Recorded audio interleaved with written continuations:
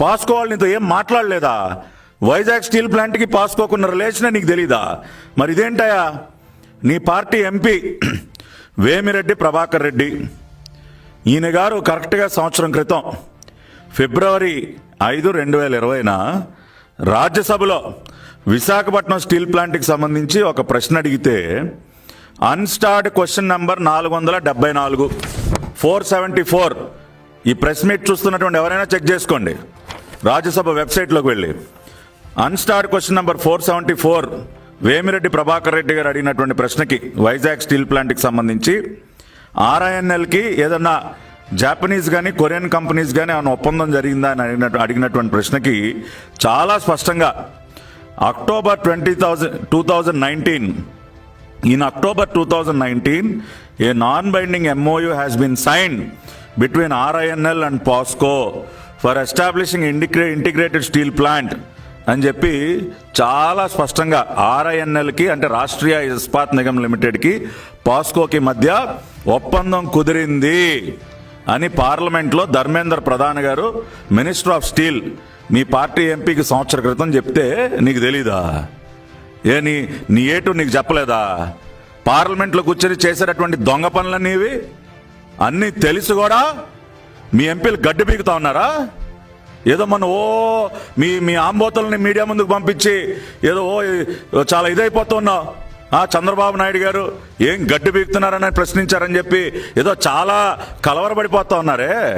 అవునయ్యా, ఏం చేస్తున్నారు మీరు ఎంపీలు? ఫిబ్రవరి 2020లో రాష్ట్ర ప్రజలందరూ తెలుసుకోండి, కరెక్ట్గా సంవత్సరం క్రితం ఫిబ్రవరి 2020లోనే ఈ రాష్ట్ర ముఖ్యమంత్రికి తెలుసు, సాక్షాత్తు పార్లమెంట్లో వేమిరెడ్డి ప్రభాకర్ రెడ్డికి రాష్ట్ర కేంద్ర ఉక్కు పరిశ్రమ శాఖ మంత్రి ధర్మేంద్ర ప్రధాన్ గారు అన్స్టార్డ్ క్వశ్చన్ నంబర్ 474కి సమాధానం చెప్తూ చాలా స్పష్టంగా MOU కుదిరిందని చెప్తే దీన్ని తొక్కి పెడతారా? బయటికి రానివ్వకుండా డ్రామాలు ఆడతారా మీరు? తెలిసిన తర్వాత కూడా అక్టోబర్లో నీ తాడేపల్లి ప్యాలెస్కి పిలిపించుకుని పాస్కో వాళ్ళకి రాచమర్యాదలు చేస్తావా? ఇన్ని దొంగ నాటకాలు అడిగి ఇవాళ ఏం చెప్తావా నువ్వు? నాకేమీ తెలియదండి, అసలు పాస్కో వాళ్ళు అసలు మాటే ఎత్తలేదు. ఆహాహాహా, ఎంత నటనలో ఎంత ప్రావీణ్యం సంపాదించావా జగన్ రెడ్డి నువ్వు. కాబట్టి వాస్తవం ఇది, సంవత్సరం క్రితమే జగన్ రెడ్డికి వైఎస్ఆర్ కాంగ్రెస్ పార్టీ ఎంపీలకి పాస్కోకి ఆర్ఐఎన్ఎల్కి ఒప్పందం కుదిరిందన్న విషయం తెలిసి కూడా పార్లమెంట్లో ఏ రోజు కూడా కేంద్ర ప్రభుత్వాన్ని నిలదీయకుండా వాళ్ళ నాయకుడు జగన్ రెడ్డి ఆడమన్నట్టల్లా ఆడుతూ విశాఖపట్నం స్టీల్ ప్లాంట్కి ఇంత అన్యాయం చేసి ఇవాళ ఏమీ ఎరగనట్టు వచ్చి మళ్ళీ ఉద్యమంలో పాల్గొంటామని చెప్తారా? సిగ్గుందా మీకు? ఈ విజయసాయిరెడ్డి పాదయాత్ర చేస్తాడా? దేనికయ్యా పాదయాత్ర?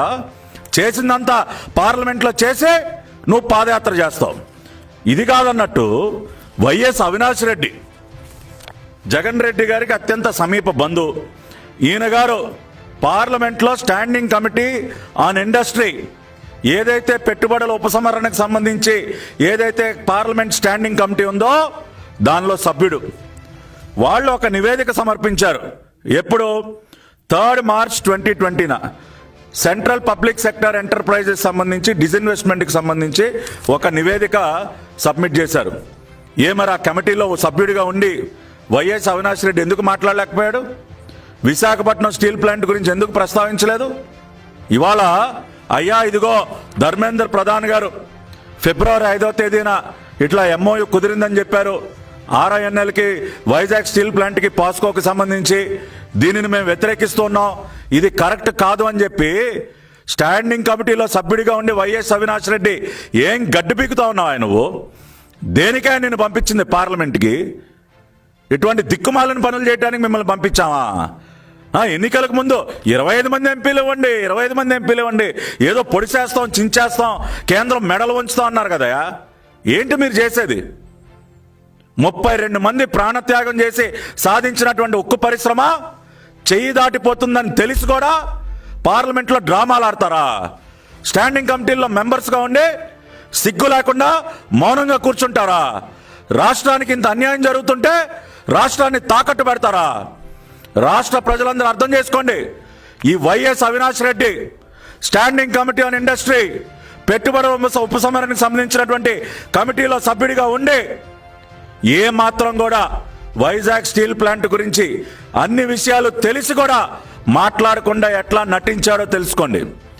Vemireddy Prabhakar Reddy standing committee on స్టీల్లో సభ్యుడు, ఉక్కు పరిశ్రమకి ఉక్కుకు సంబంధించినటువంటి స్టాండింగ్ కమిటీలో మెంబర్గా ఉండి సాక్షాత్తు మంత్రి సంవత్సరం క్రితం పార్లమెంట్లో ఇట్లా ఒప్పందం జరిగిందని చెప్తే దాన్ని దాచిపెడతారా, కప్పెడతారా?